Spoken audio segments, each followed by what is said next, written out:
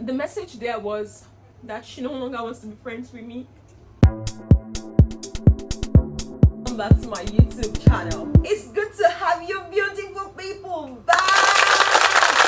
Yes, on today's episode, the topic that we're going to be looking at together is the truth about losing friends in your 20s. We don't talk about this enough, and yet today I'm going to be sharing a lot of stories with you. I mean, real life stories, ones that pertain to me especially, and I want you to learn from it, and I also want to hear from you after the end of this video. Now, let's jump right into it. First off, you see, one of the things I am very much grateful for in my life is the gift of friends. I am grateful for my friends. I am grateful for the idea of friendship. My journey into accepting or becoming a good friend has not exactly been a smooth one.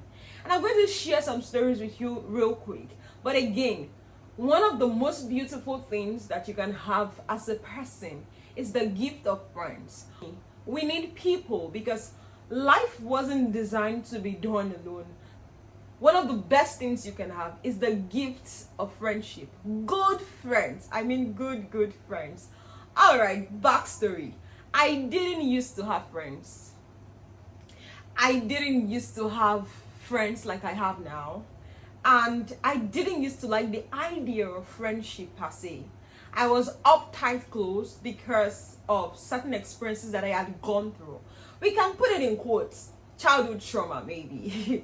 So growing up as a child, my parents divorced when I was 2 years old. I went to one of the best primary school in the area, thanks to my mom. Now, the best primary school I had attended had a lot of rich kids. These were kids whose parents come to drop them in school with their cars. They had the fancy school book, they had the fancy school bag and all that. And just because I knew that I didn't have both parents and I had a mom who was really trying all her best to ensure that we had all the best things of life, somehow, even as a child, I just felt like I wasn't exactly enough or I wasn't up to their standard. And so, being friends with them wasn't something that came easy for me. Thankfully, I am outspoken, I am beautiful, and I was, one of the best students in class. Those were leverage for me. But the friendship that I got from these girls in the classroom were not like genuine. They preferred one another, right? Because tell me why a particular incident that comes to my head right now is while growing up in my primary school, I remember this particular time when I had like two friends, Dami and Sikira. I thought they were my friends, right? Because we lived in the same area, the same neighborhood, and just one day I just found Sikira and Dami, who I thought was my friend, including one other girl called Tosin. They just came, like they gang up. They just came to me and they're like, you stay away from us. We don't like you. Who do you think you are? Blah, blah, blah, blah, blah. We don't want to be your friend anymore. That sentence, we don't want to be your friend anymore. Till date, I still have the vivid picture. Like, I can remember how it played out. Like, I can see the three girls in front of me and how they walked out on me at the end of whatever they came to say. So just because of that, I have not exactly felt like I needed friends per se. I had guarded up without knowing. I had tightened my heart towards people without knowing. Now, especially female friends, yeah. And years went on. And I became comfortable with saying, I don't like women. I don't like girls. Yeah. And I said it with so much pride, but most persons didn't know that this was coming from a place of trauma. This was coming from a place of hurt. Right? So, coming from me, who used to not like people or like women or like the idea of friendship, to telling you now that I am grateful for my friends. It means that there has been a season, there has been a making process for me. And in this video, I plan to spill all the tea. So I hope you're still here. Please wait to the end because this is going to be a fun one.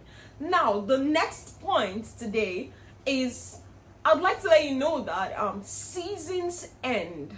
Yes, seasons end and we need to come to terms with it. The idea of losing friends in your 20s is actually very, very normal. You must find it normal. Yes, you would lose friends. That's because, one, you outgrow people, and other times you cut them off by yourself. Yeah, like, all right, so let me take you through outgrowing people. When I gained admission into the university, Obafemi Awolowo University, I had, I am outgoing, I am sociable, I love to make friends, I talk to people. I mean, there's nobody I cannot talk to, right? So I had met this particular group of friends. We had become really tight. We go to classes together, we read together, we do a lot of stuff together. Now, there had been a particular boy who was one of the clique at the time, and something happened. I think he had to leave our school to a different school. Now, I find myself in 300 level. At the time it was 100 level. Now I find myself in 300 level, and one day a message pops on my phone. It was a message from an unknown number. I don't know who this person is, right? But then he goes on to introduce himself, takes me back memory lane, and he says, I am this person. We used to be friends back then. And I caught the glimpse of, memories. I'm like, yeah, that's you. What's up? How have you been? What's happening? Where are you? What's happening to you? And tell me why some days later, this friend keeps up with my WhatsApp status, right? And you started to see the things that I was doing or I was saying on my WhatsApp status at 300 level, and is shocked. Because shortly after he left the school, I had become serious with my Christian journey. I had become very serious with my life as a believer. And so, he seen me posting scriptures or talking about biblical things was not usual for him. And then he comes up to tell me that, who do you think you are? Like, why are you being fake to the people in your WhatsApp status? I know you. Come on, no be you again. Stuff like that. Like, no be you again. You that used to insult people. You that used to do this. You that used to do that. Yada yada yada yada yada. And I'm like, well, brother, newsflash, I've changed, right?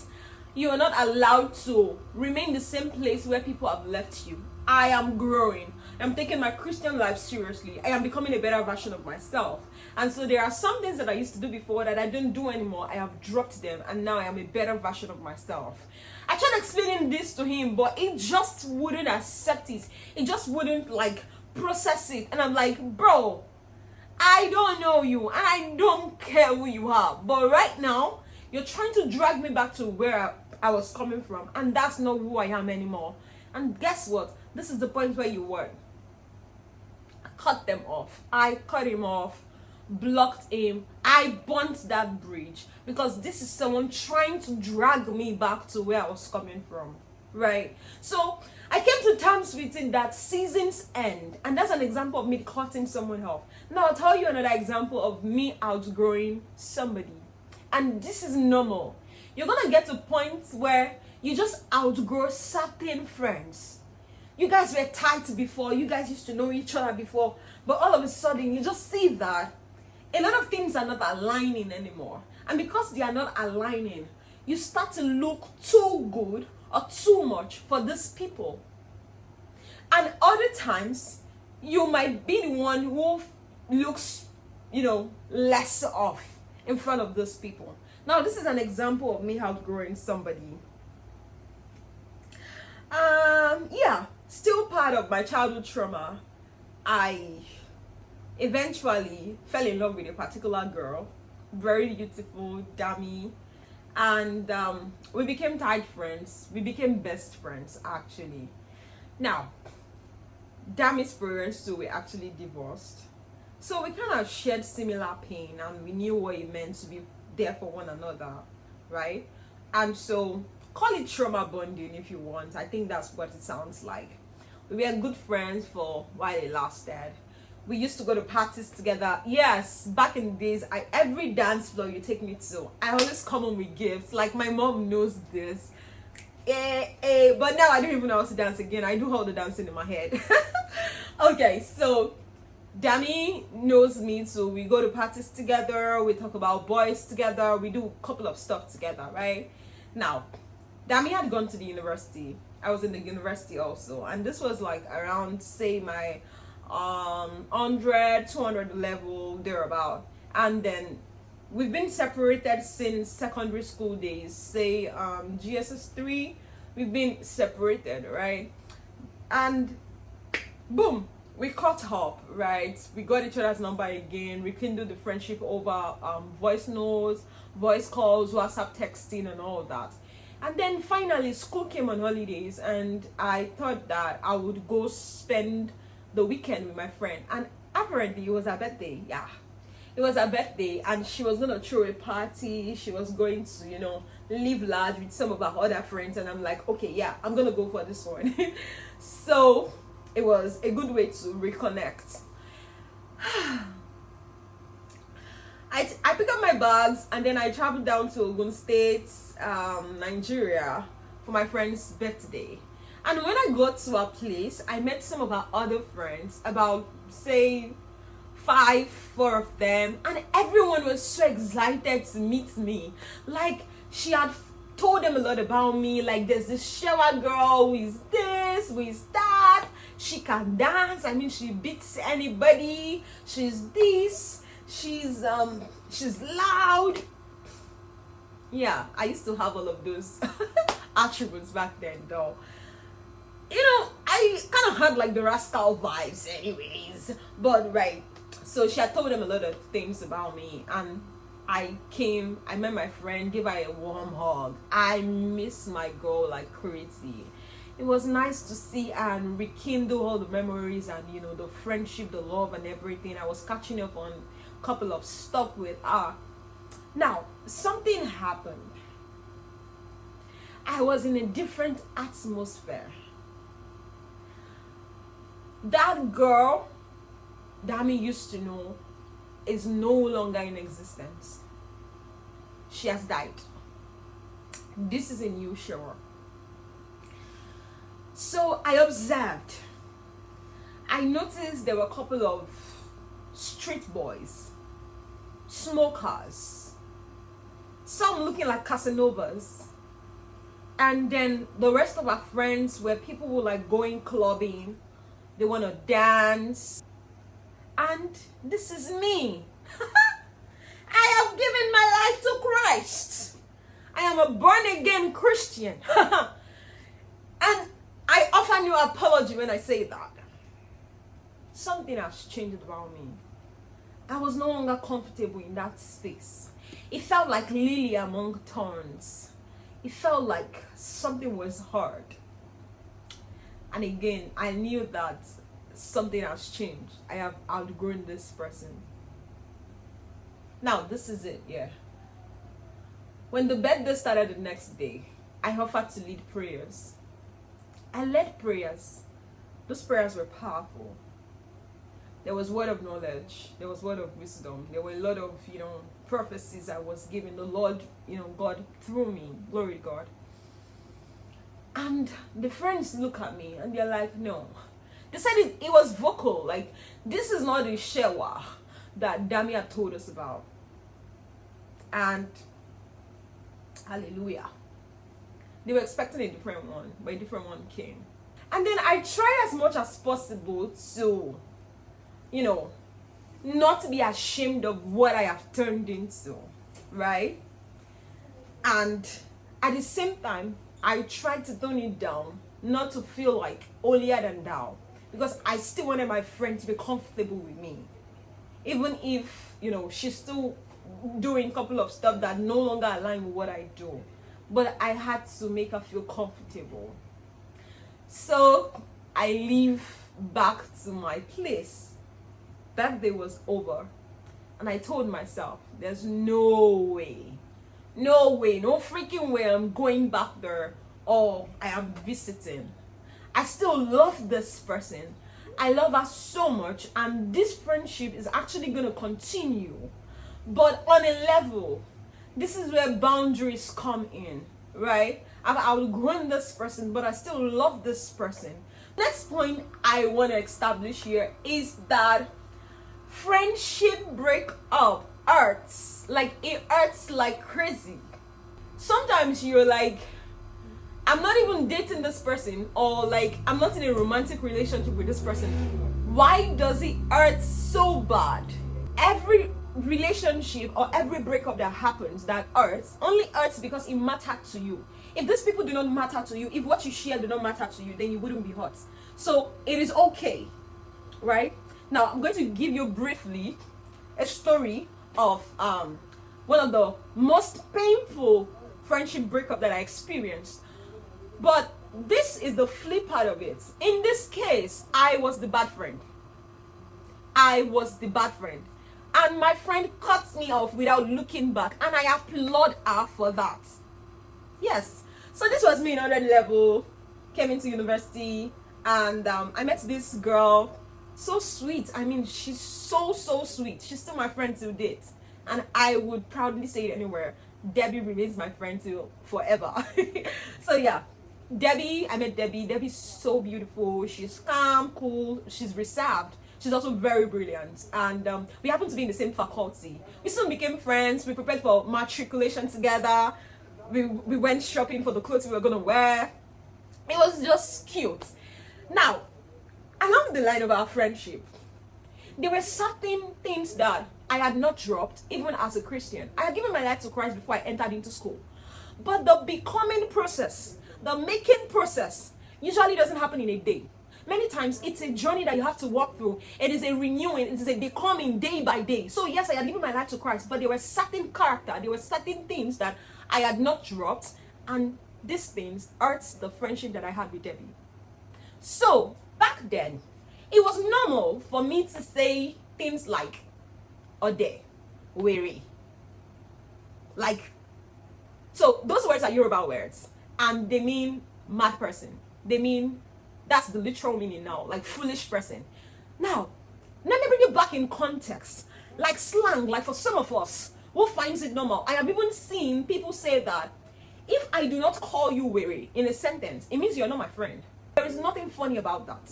So over time with Debbie, I had made such remarks where I said weary, or I said, oh dear, you don't have sense, and I laugh over it.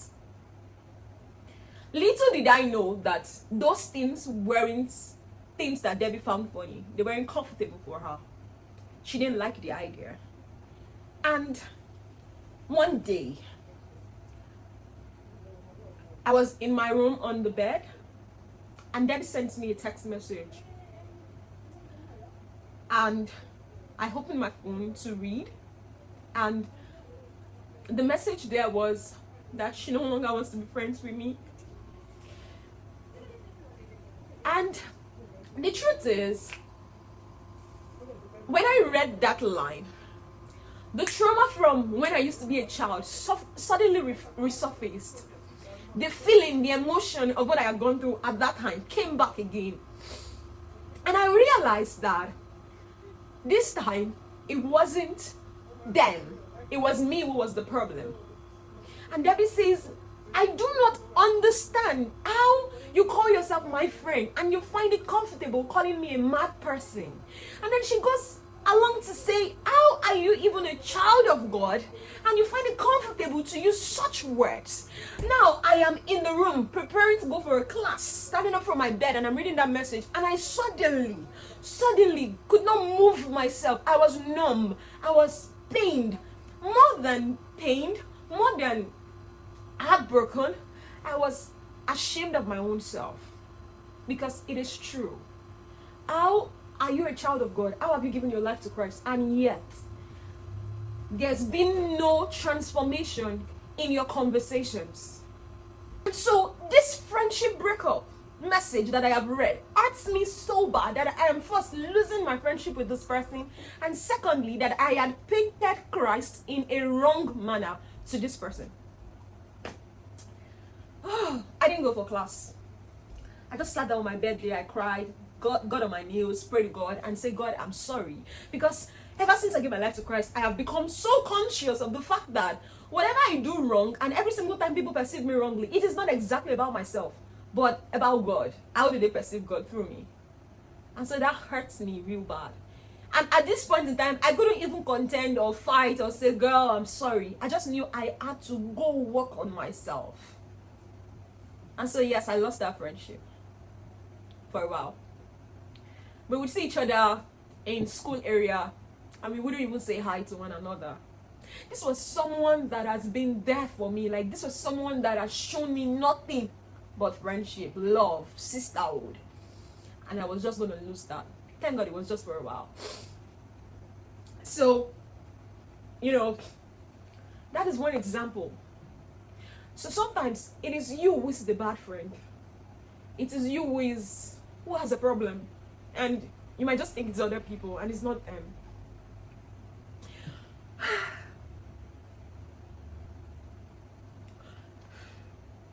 Sorry about that.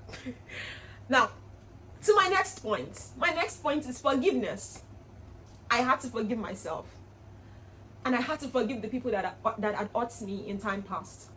Because I've come to realize that if you do not forgive yourself, if you do not forgive these people, you will keep on carrying that heaviness. You keep on carrying that pain.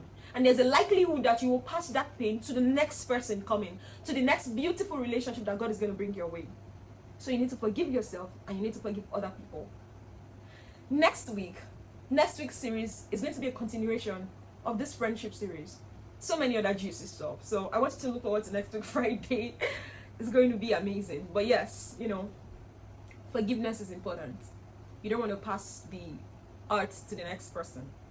And just in case you're listening to me right now and you're wondering, or you're in that phase where it feels like you're losing a particular friendship or whatever it is, I want you to know something. I want to leave you with something. But first thing first, it is not uncommon. Yes, it is not uncommon. Glory to God, Debbie and I are still friends. We came back, I think it was after university days, and our friendship is still very good. But thank God there was somebody who stood their ground and said, no, I don't want you to contaminate what I have. And that made me work on myself. So check yourself. You may be the problem just like I was. Work on yourself. And at the same time,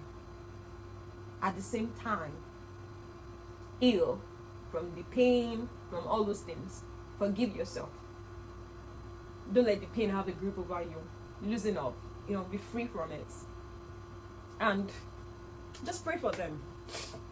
You might be lucky that they come back some years later, some months later, or even some days later.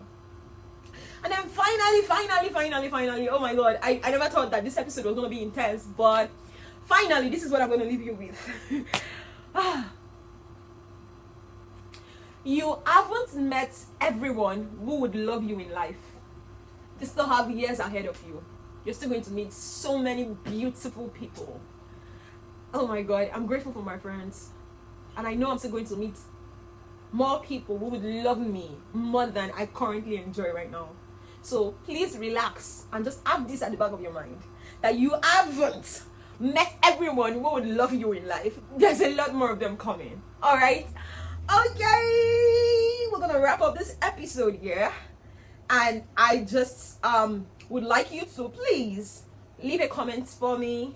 Let me know What have you learned in your personal journey? Share it so that somebody would actually learn from you. And just, like, share, subscribe, share with a friend, share with your family members, and leave a word for me in the comments. All right, thank you, and I'll see you next week. Bye, guys.